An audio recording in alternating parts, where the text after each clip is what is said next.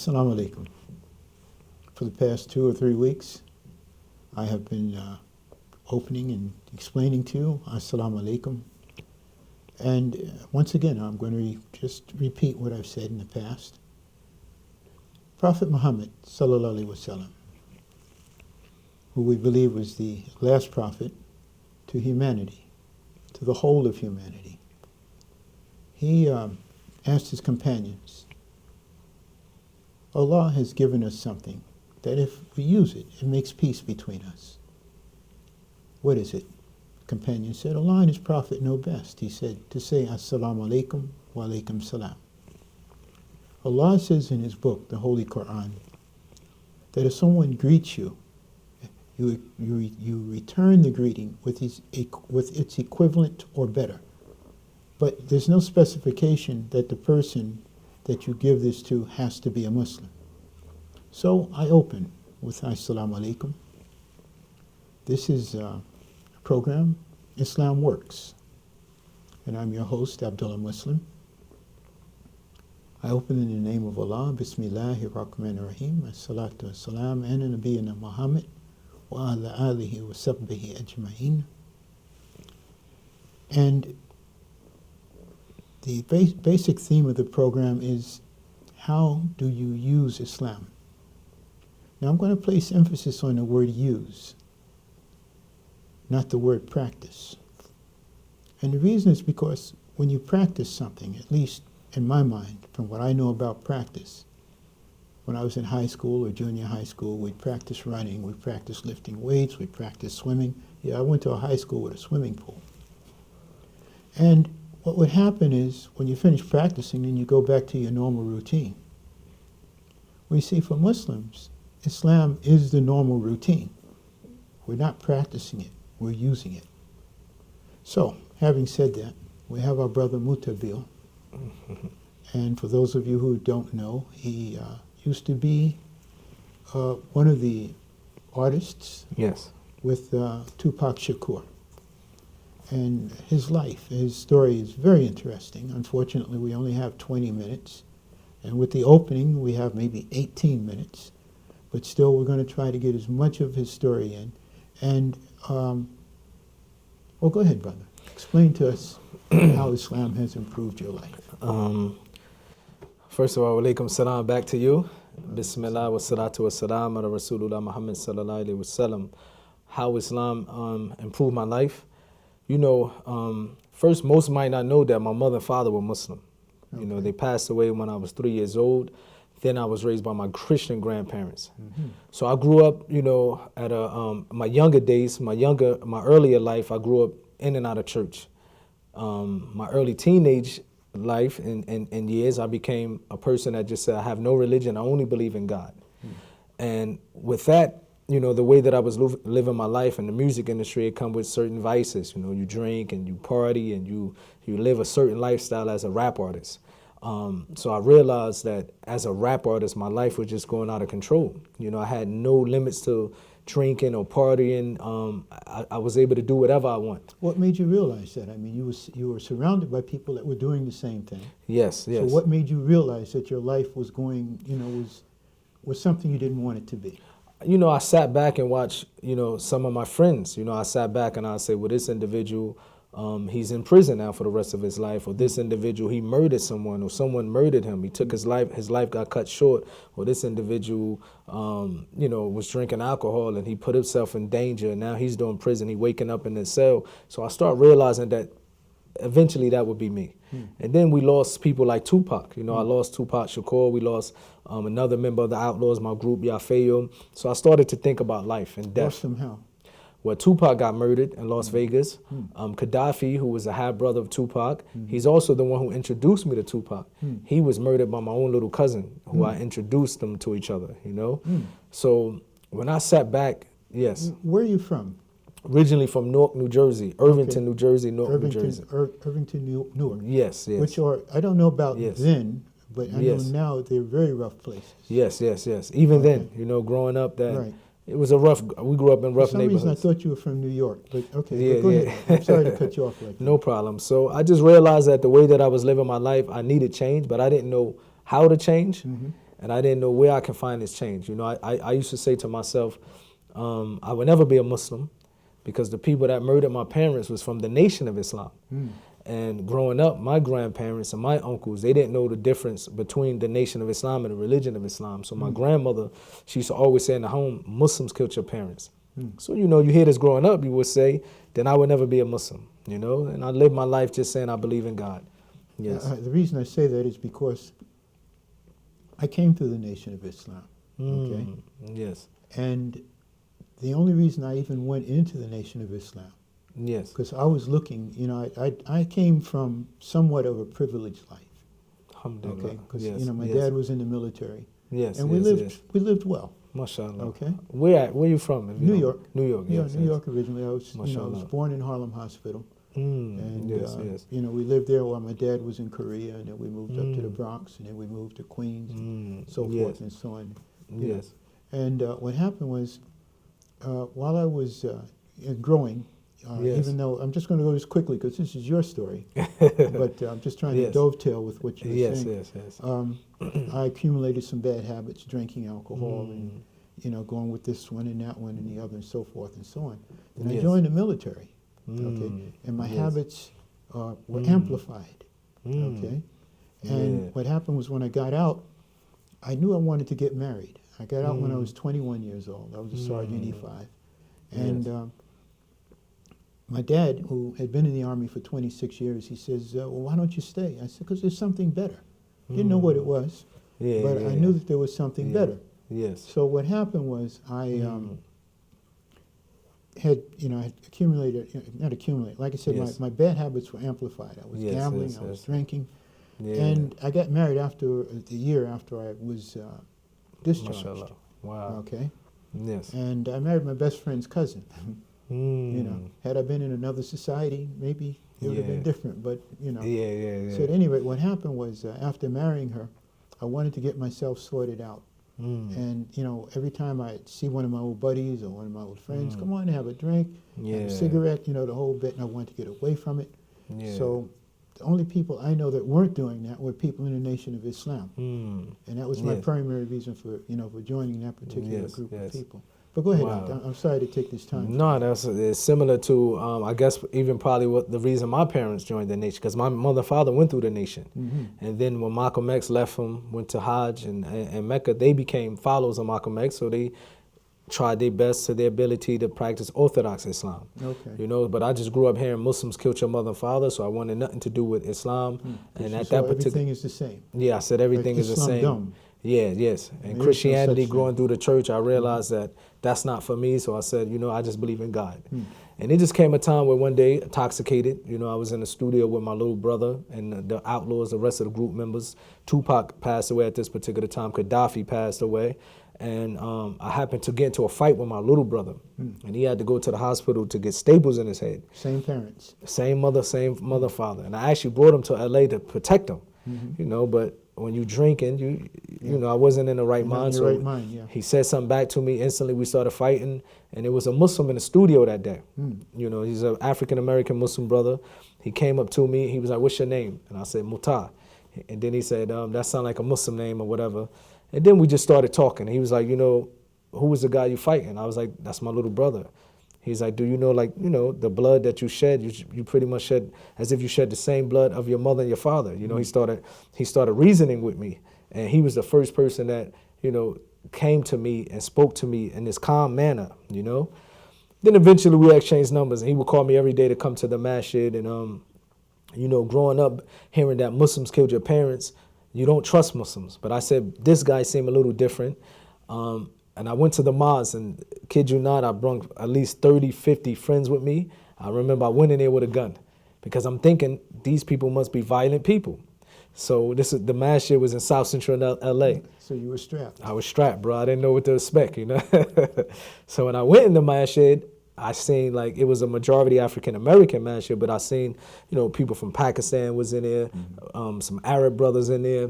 White Americans was in there, but everybody was getting along. I haven't seen this, coming from the music industry. So I'm sitting back and I'm wondering, how's all these people from these different ethnicities just treating each other like brothers, And eventually I left the mosque and I told him, I said, give me literature of your religion. You know, even though I heard about Islam. So you knew nothing about Islam? Even though your I parents had only been knew my Muslim? mother and father was Muslim, but I said, how can I follow? They killed my parents. So I was like, I know what Islam is. I had a few uncles that accepted Islam, but they never gave me dawah. They never sat us down. The only thing they taught us is not to eat pork. You know, this is the only thing you should stress to us. Don't eat pork. Your mother and father didn't want you to. So when he gave me the literature, at this time in my life, I was very depressed. I was unhappy. So it got to a point where I felt like I achieved everything I can as a musician. You know, we appeared together even to this day. I would say 40 million records sales worldwide.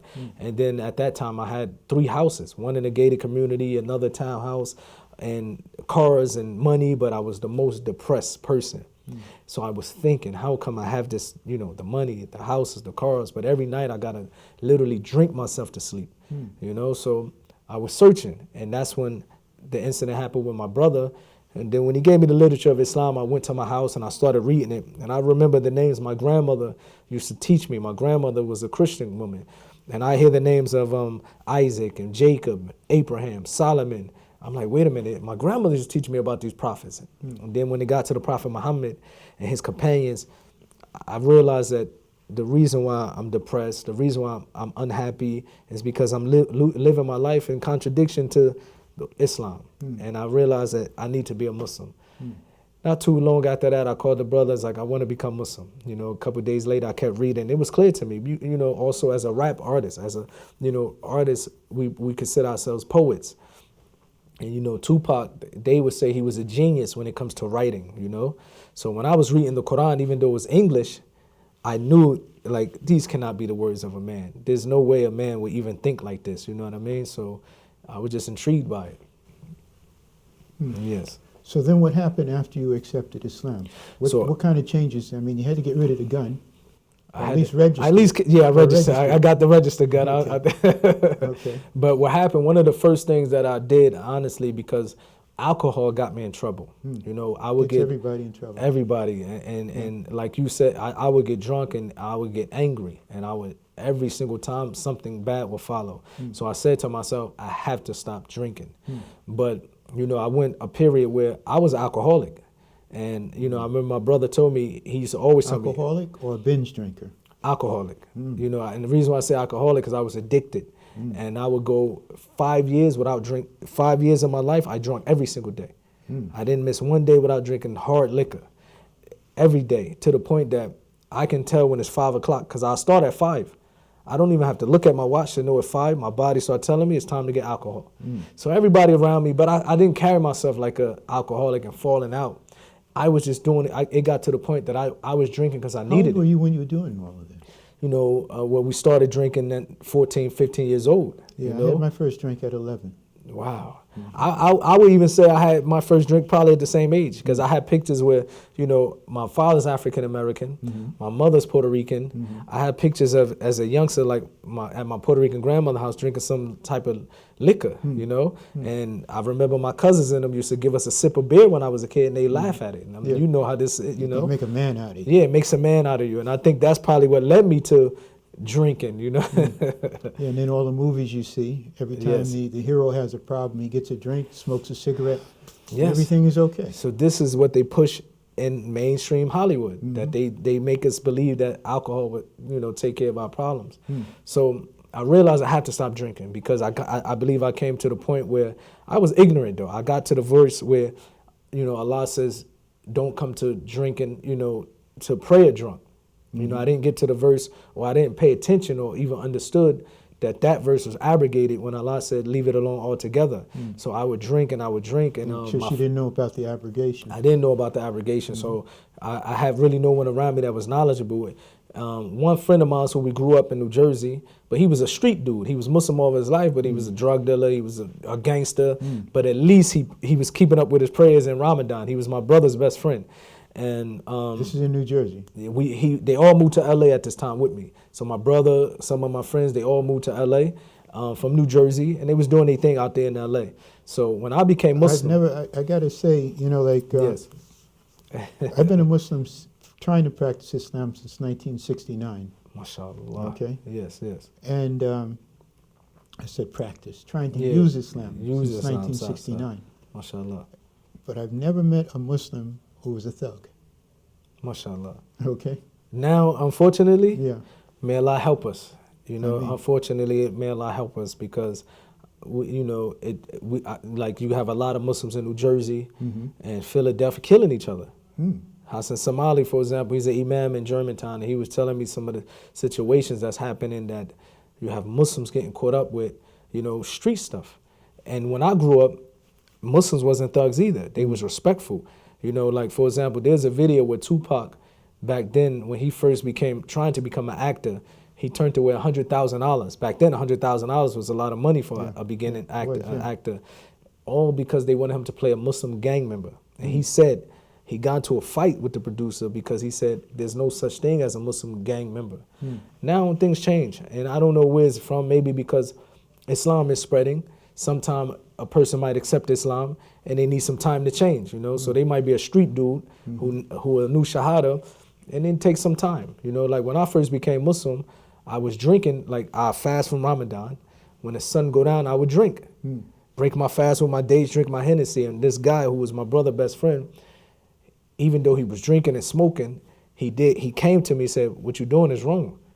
And I was like, "Man, you can't tell me you ain't Allah." This is what I used to say. "You not Allah. Allah tells me in the Quran, don't eat and drink till the sun go down." And I'm doing that. But he knew that what I was doing was wrong. Right. Until eventually the next year I was able to fast, and alhamdulillah, from that day, the next year, never had a drink. I was able to walk away from it by Allah's permission, of course, but it was difficult. It was difficult. It was difficult, yeah. That lifestyle, that life change, it is difficult. Okay, and what happens is, like I said, the thing I was trying to get away from after I accepted Islam and started practicing Islam according to, was only one Islam. MashaAllah, okay? And what happened was a lot of my old friends, whom I still know today, okay? Yes. I've known some of them since I was 8 years old. Some of them MashaAllah. I've known since I was born. We've born right around the same time. Yeah, MashaAllah. And what would happen is whenever I'd go to their house, they would always offer me a drink.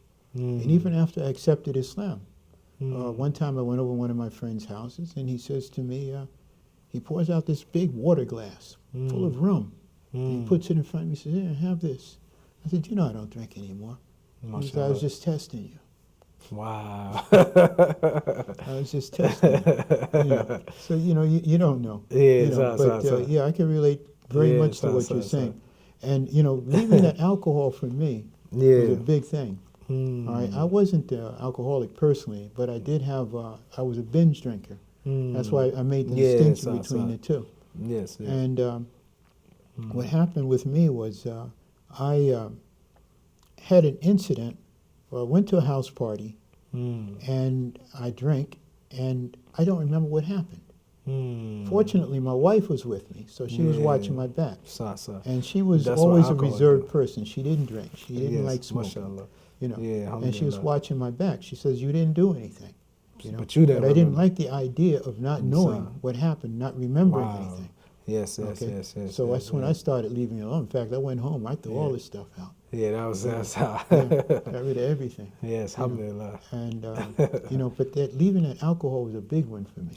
It was for me too, man. It was a very difficult. You know what I mean? But when I did it, I realized, alhamdulillah, one of the best things after accepting Islam was trying to get rid of just stop drinking. You know what I mean? It just, because if I look back, majority of the problems that I got myself into was after I took a drink of that alcohol. I got myself in some problems. Yeah. One of the things that, like I said, in the society in which we come from, alcohol is glorified. Yes. And yes. You have people like Steve McQueen. I think he's before your time. But he's a singer, huh? No, he was an actor. The beat actor. Oh, actor. Yeah. He died from.